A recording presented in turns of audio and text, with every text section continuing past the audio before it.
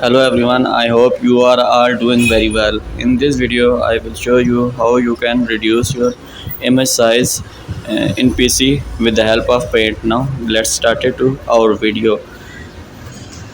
See, as you can see, our image size is more than 3 MB. We have to reduce that image with the help of Paint. Now, open the image with Paint.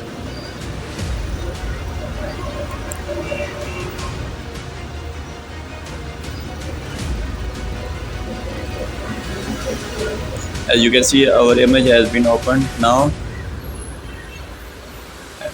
at the top you can see the resize button. Now click on it. Here you can see horizontal and vertical. Now adjust this according to your size. Now save the image. Now go back.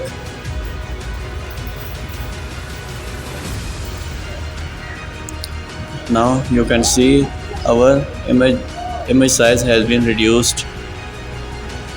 If you are not satisfied with size, you can do the same process again and the image result will be the same.